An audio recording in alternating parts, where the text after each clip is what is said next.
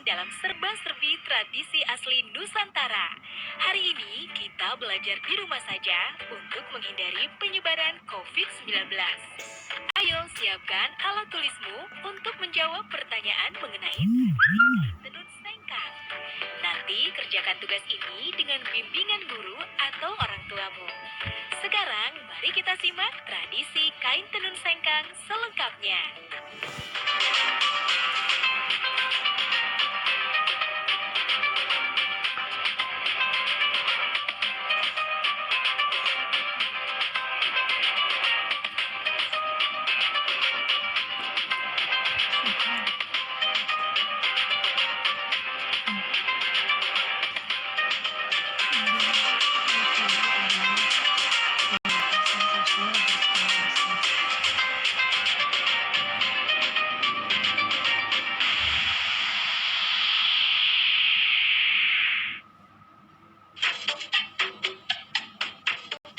Menggores masa dan menyimpan makna tersirat. Saatnya kita kembali menengok warisan kekayaan Nusantara dari para leluhur. Salah satu warisan leluhur yang masih terjaga sampai saat ini dapat kita saksikan di kota Sengkang, sebuah kota di Kabupaten Wajo, Sulawesi Selatan. Secara sosiologis dan budaya, Kabupaten Wajo memiliki kekayaan budaya dan kekayaan alam yang menakjubkan. Di daerah ini ada Danau Tempe yang dikenal sebagai penghasil ikan air tawar.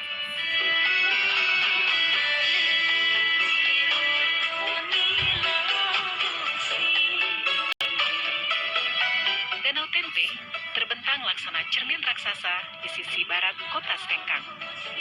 Danau ini memiliki pesona alam yang elok dan unik. Perkampungan nelayan tradisional bernuansa Bugis berjajar sepanjang tepian danau. Berjarak 2 km arah timur kota Sengkang, dekat Danau Lampulung, terdapat kampung adat Atakae. Di sana terdapat bangunan duplikat rumah adat Wajo. Salah satu di antaranya, yang terbesar, adalah Seo Raja, atau Istana Raja Latendri Bali.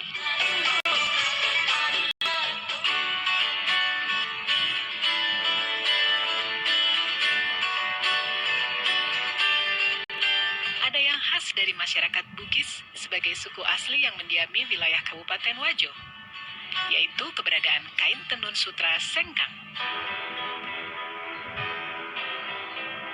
Menurut cerita turun-temurun dan beberapa literatur, kain tenun sutra Sengkang telah ada sejak ratusan tahun silam. Pertama saya mengungkap sebuah naskah yang pernah saya baca, yaitu Lontera Belawa. Di situ pertama kali saya temukan kata-kata sutra.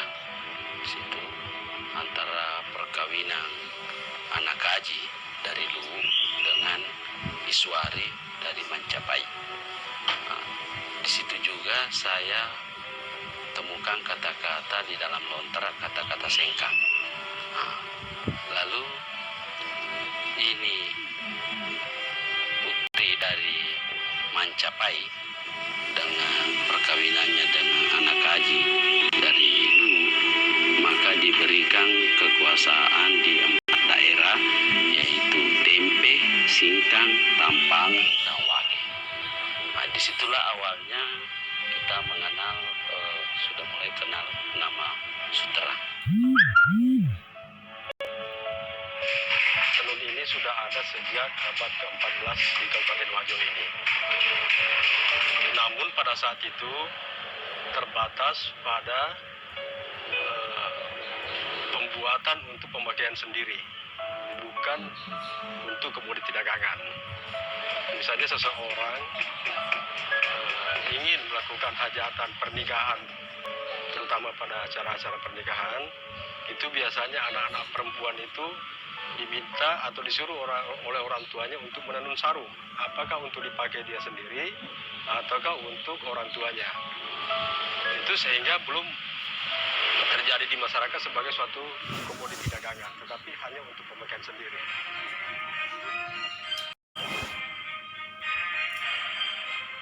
Sejarah tentang tenun sutra sengkang tidak dapat dipisahkan dari peran perempuan Bugis dalam keluarga. Orang tua suku Bugis di zaman dulu menjadikan tenun sutra sebagai salah satu cara dalam mendidik anak perempuan mereka. Salah satu cara anak-anak perempuan zaman dulu agar supaya perempuan-perempuan ini bisa menjaga diri, terhindar daripada hal-hal negatif, sehingga lebih banyak dianjurkan disuruh oleh orang tuanya untuk tinggal di rumah untuk menenun. Nah, sehingga akhirnya menjadi suatu tradisi dan budaya pada masyarakat Bugis, khususnya di Kabupaten Wajo ini, setiap anak perempuan harus pandai menenun. Dalam bahasa lokal, yaitu Bugis, sutra disebut dengan sabe. Menengok ke masa yang lalu, aktivitas masyarakat Wajo dalam mengelola sutra sudah dilakukan secara turun-temurun, baik dalam skala industri rumah tangga maupun industri menengah.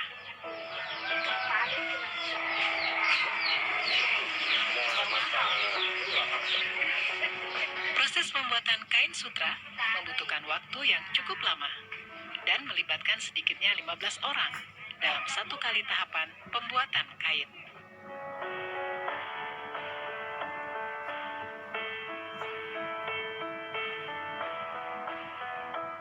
Sebelum menjadi benang sutra, ada proses yang cukup panjang yang dimulai dari peternakan ulat sutra.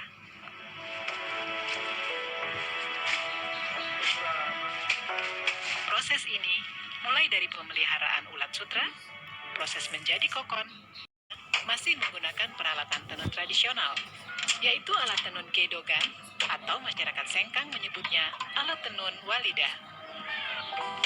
Ini alat tenunan gedogan, satu setnya. Ini pertama alat gunulungan benang, baru ini alat penindis untuk menekan benang bawah, baru ini tali untuk alat pembantu untuk benang bawah. Ini sisir, alat untuk mengatur lusi. Ini juga walidah, alat untuk merapatkan benang pakan. Ini teropong, alat untuk memasukkan benang pakan. Dan ini wakangan, alat untuk gulungan kain. Perkembangan teknologi yang datangnya dari tanah Jawa berpengaruh terhadap proses pembuatan tenun sutra di sekitar tahun 1950 dan membuat sebagian proses pembuatan dengan alat tenun gedogan beralih menjadi alat tenun bukan mesin. Dah adik-adik, sekarang waktunya menjawab pertanyaan. Siap-siap mencatat ya. Pertanyaannya adalah, apa hubungan ulat dengan kain sutra? Ya, apa hubungan ulat dengan kain sutra? Nanti jawablah pertanyaan ini sebagai tugas ya.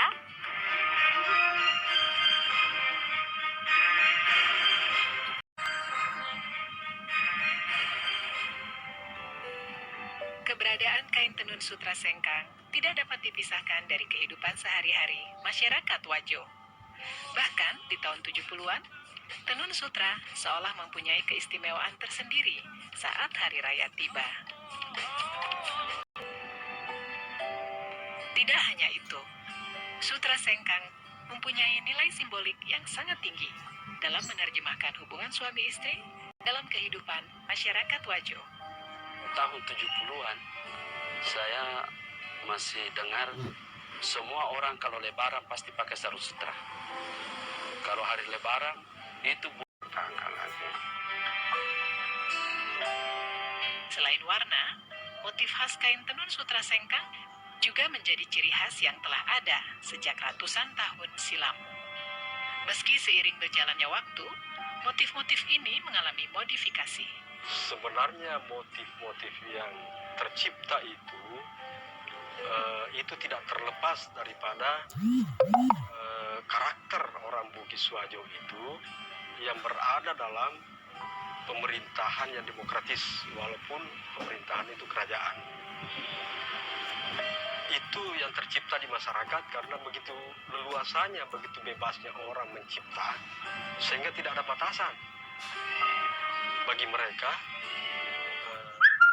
seniman-seniman perajin tenun ini untuk mendapatkan inspirasi yang lebih luas lagi, yang kemudian diimplementasikan ataukah dibuat dalam bentuk motif pada tenunan itu.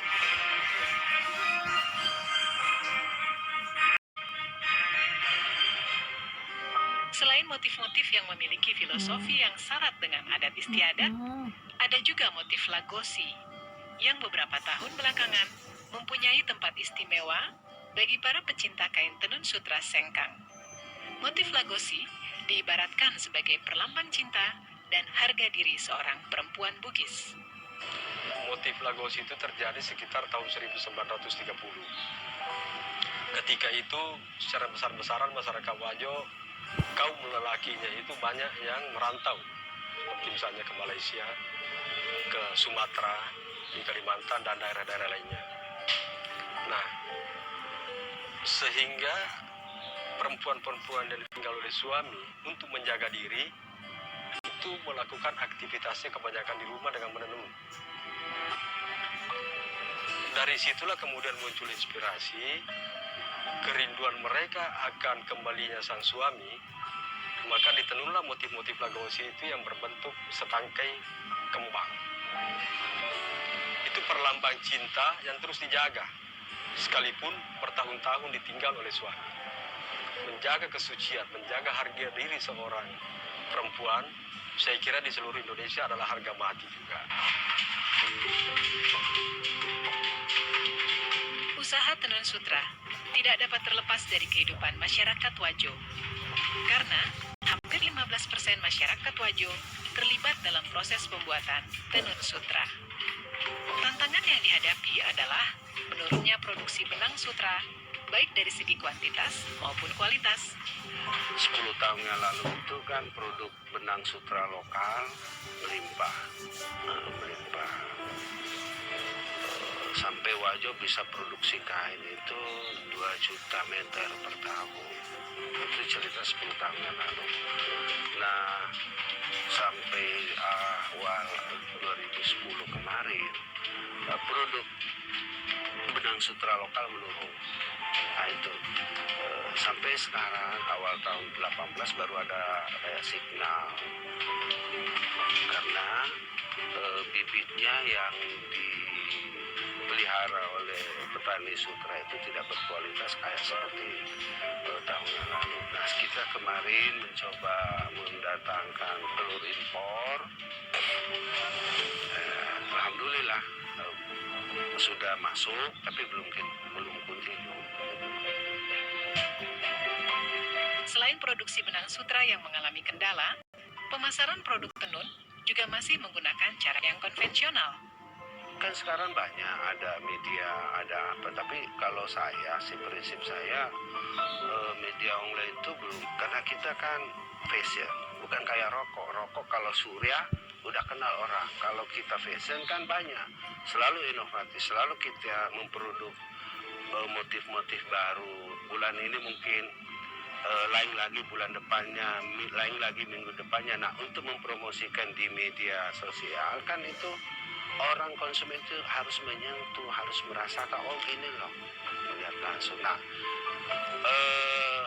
disinilah harus ada kerjasama dari pihak pemerintah dengan pengrajin, dari BUMN untuk binaan-binaan untuk pengrajin. Karena begini, sebagian besar pengrajin yang ada di Wajo, saya kira di Nusantara ini begitu juga, bahwa kalau biaya promosi untuk pameran-pameran ke Jakarta atau ke luar negeri, sebagian besar ini pengrajin ini belum mampu mandiri atau belum mampu membiayai sendiri untuk mempromosikan produknya.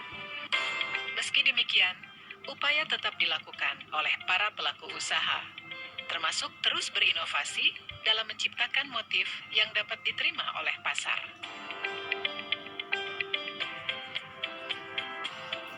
satu hal yang masih sangat melegakan dan menyisakan harapan besar, bahwa sampai saat ini, masyarakat Wajo, baik generasi tua maupun muda, sebagai pewaris kekayaan Nusantara ini, masih sangat mencintai dan menjadikan Sutra Sengkang sebagai bagian yang tak dapat dipisahkan dalam kehidupan mereka sampai kapanpun.